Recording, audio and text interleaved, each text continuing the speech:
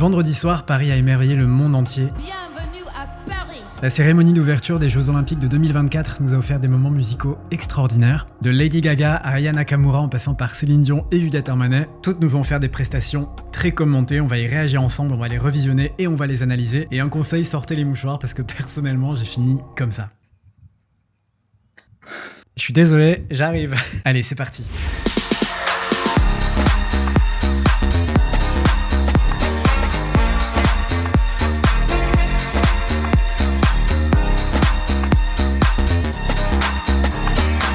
Hier soir, nous avons vécu une soirée historique. Retour sur les performances musicales de la cérémonie d'ouverture des Jeux Olympiques de 2024. Et on commence sans plus attendre avec Lady Gaga qui a fait revivre l'iconique Mon truc en plume de Zizi Jeanmaire. C'est parti.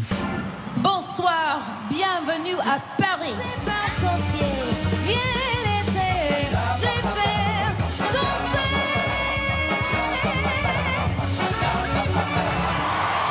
Wow. Et voilà, place au cabaret, place au musical, à la rue. Bah ouais, franchement elle était magnifique en meneuse de revue. Et puis quelle audace de reprendre Zizi Jeanmaire, je trouvais ça tellement smart parce que cette chanson au final c'est tellement elle. Gaga était habillée en Dior haute couture et d'une coiffe Stephen Jones, une tenue qui m'a rappelé aussi la Gaga de 2006-2007. Vous avez ce bustier en satin noir recouvert d'une large cape en pompon à plumes roses. Et fun fact, tout ça vient directement du cabaret du Lido. Donc je trouve que c'est un bel hommage. J'étais ravi de l'avoir célébré la culture française à travers cette chanson. Gaga est tellement faite pour Broadway, elle a ça dans le sang. Plus de 20 millions de personnes en France ont vu le truc en plomb de Lady Gaga et je trouve ça incroyable. C'est énorme pour elle. Elle a d'ailleurs remercié le comité olympique de l'avoir invitée à chanter et a confié avoir un lien très particulier avec les Français et le fait de chanter en français. En effet, ce n'est pas la première fois que Lady Gaga s'adonne à l'exercice, puisque rappelez-vous, elle a chanté La vie en rose à de multiples reprises.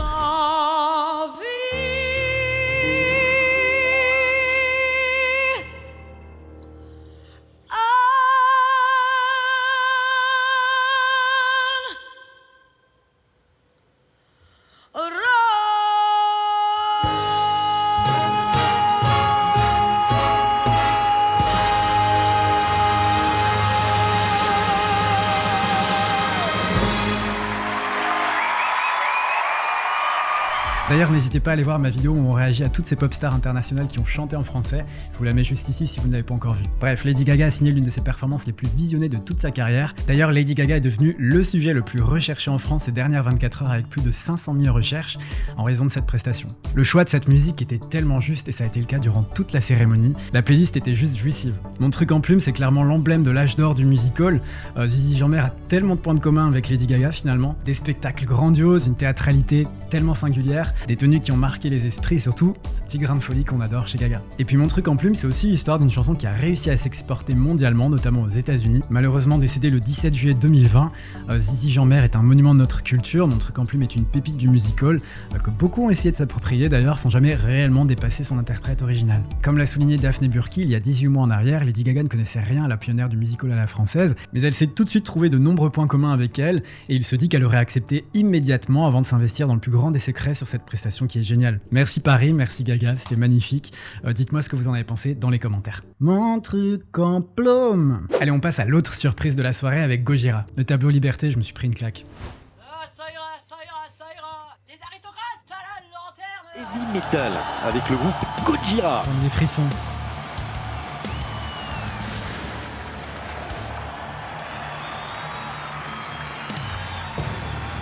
C'était clairement l'un des moments les plus inattendus et les plus forts de cette cérémonie, je trouve. Le groupe français Gojira, qui est originaire des Landes, est formé en 96 et qui ont conquis le monde entier. Un groupe qui a été nommé à de nombreuses reprises aux Grammy Awards. Clairement des monstres du métal international et également ambassadeurs du savoir-faire français. C'est une grande fierté de les voir mis en avant à travers cette performance et surtout, mais quel tableau quoi, c'est... Waouh. Ils ont ensuite été rejoints par la chanteuse lyrique Marina Viotti, qui a d'ailleurs elle aussi fait partie d'un groupe de heavy metal à l'époque. Et donc nous voilà devant la façade de la Conciergerie, lieu symbolique de la Révolution française. Ce fut l'ancienne résidence des rois de France au Moyen-Âge, et c'est aussi un lieu qui est devenu une prison pendant la Révolution française. Les nobles y étaient emprisonnés, et parmi eux, la plus célèbre des prisonnières, Marie-Antoinette. Et cette introduction avec une Marie-Antoinette guillotinée, qui évoque aussi le passé historique de ce bâtiment, c'est historique, j'ai pas les mots. Ils entonnent le chant révolutionnaire Ah ça ira, dans une version pour le moins enflammée, il y a beaucoup de pyrotechnie. C'est aussi une chanson qui avait été reprise par Edith Piaf à l'époque, et c'est juste du génie, enfin je me suis pris une claque. Je suis aussi très heureux pour le groupe Gojira, car participer à une cérémonie d'une telle envergure, c'est aussi une marque de reconnaissance française. En effet, il y a quelques années, en interview, ils déclaraient ne pas se sentir assez considérés dans leur pays d'origine, la France. Je les cite. « On n'a jamais été cité pour une victoire de la musique, on n'est pas invité à la télévision, il y a un truc. C'est en train de changer, mais il a quand même fallu 25 ans, et on est encore en train d'expliquer dans les interviews que nous ne sommes pas des sauvages qui allons assassiner des gens dans la rue, il n'y a qu'en France que ça se passe comme ça. » Bref, un tableau extraordinaire qui, selon plusieurs médias, serait aussi un hommage aux victimes du Bataclan. Effectivement, on a pu le voir lors de toute la cérémonie, il y avait énormément de clins d'œil, de messages, de symboles, donc je ne serais effectivement pas surpris que cette prestation fasse référence à cette tragédie. Dites-moi ce que vous en avez pensé dans les commentaires. Allez, prochain arrêt, la reine de France, Aya Nakamura, clairement l'un des grands moments musicaux de cette cérémonie, on va la revisionner ensemble.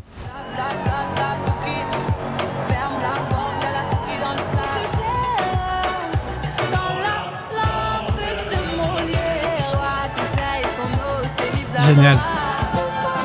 Image incroyable. Magnifique. Voilà. On l'a fait. Quel bonheur.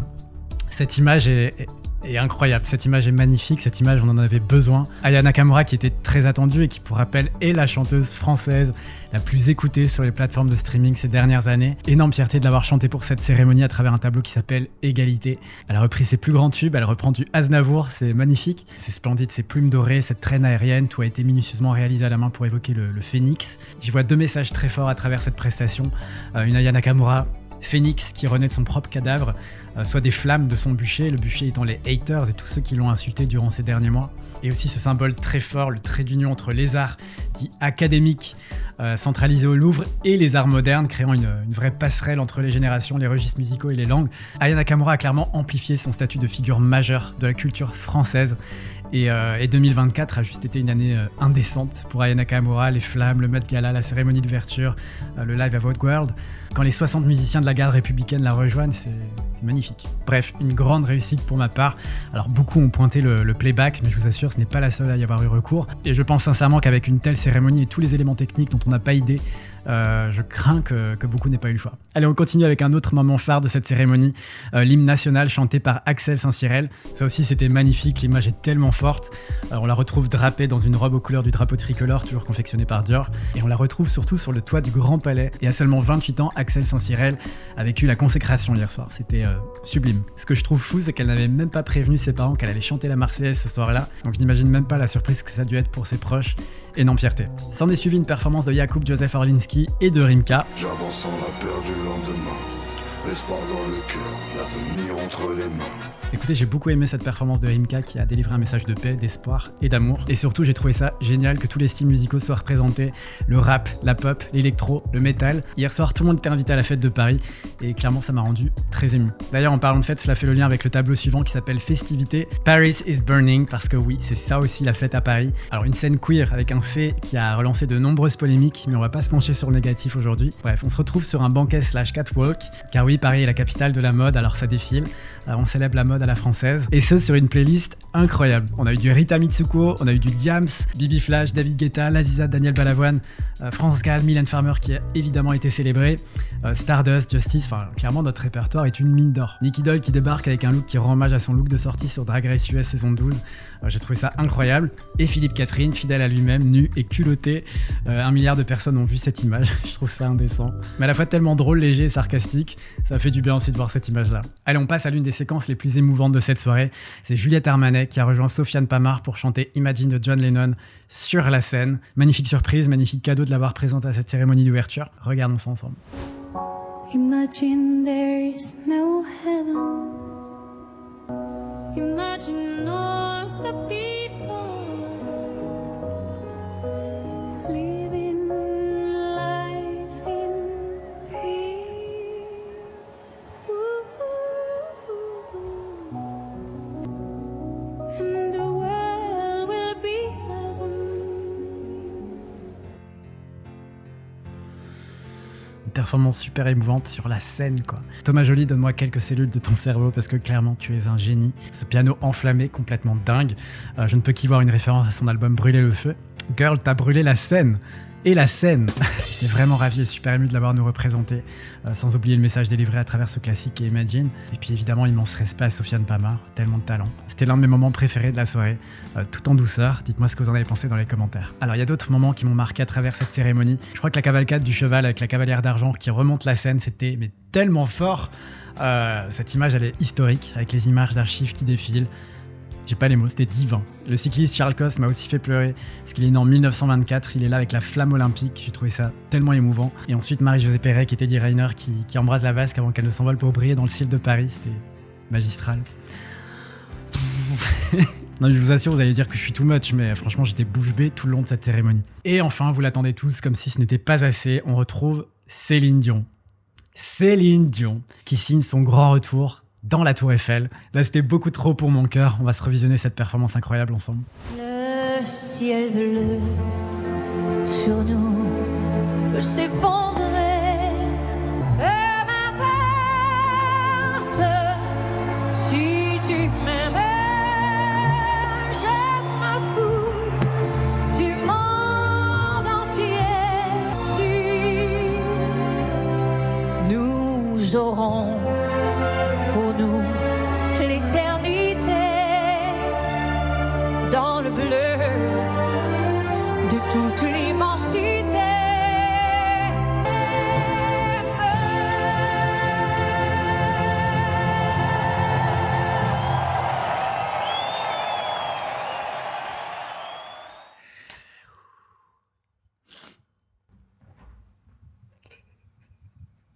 Cringe.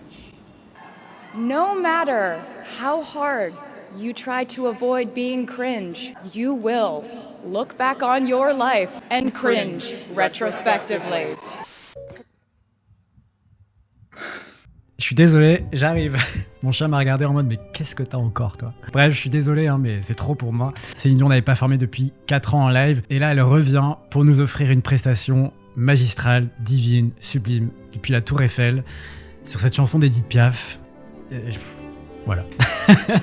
J'en ai encore des frissons. Je me rappelle de cette interview qu'elle avait donnée à Vogue en avril dernier où elle disait que son objectif était de revoir la Tour Eiffel. Non seulement elle l'a revue, mais elle a surtout chanté dedans. On la voit régner sur Paris interprétant l'hymne à l'amour, c'est une énorme fierté. On pouvait pas rêver mieux comme finale. Malgré cette longue absence et sa maladie qui l'a affaiblie, Céline Dion n'a rien perdu de sa force vocale. Elle assoit une nouvelle fois son statut de légende, c'est tellement beau à voir. Je vous en parlais déjà sur mes réseaux sociaux, mais pour moi, Céline Dion était le choix parfait pour chanter à la cérémonie d'ouverture des Jeux Olympiques. Céline Dion et la France, c'est une histoire d'amour qui dure depuis des décennies maintenant. On a suivi toutes les étapes de sa carrière, toutes les étapes de sa vie personnelle, même les plus complexes et difficiles. Quel exemple de force, quel exemple de ténacité, quel exemple d'espoir. Pouh, waouh! Aussi, Céline Dion n'est pas étrangère aux Jeux Olympiques puisqu'elle avait déjà chanté à la cérémonie d'ouverture des JO d'Atlanta. C'était le 19 juillet 96, elle était âgée de 28 ans. Regardez.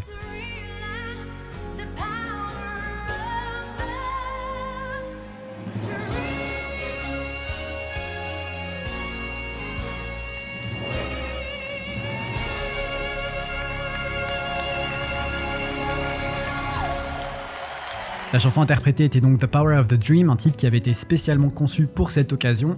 Aujourd'hui, comme je vous disais, on ne peut pas omettre le fait que Céline Dion soit malade. Vous le savez, Céline Dion nous a fait part de sa maladie en 2022, le syndrome de l'homme raide, qui l'a énormément affaibli. Pareil, son documentaire sur sa vie m'a complètement retourné, je vous invite à aller le regarder.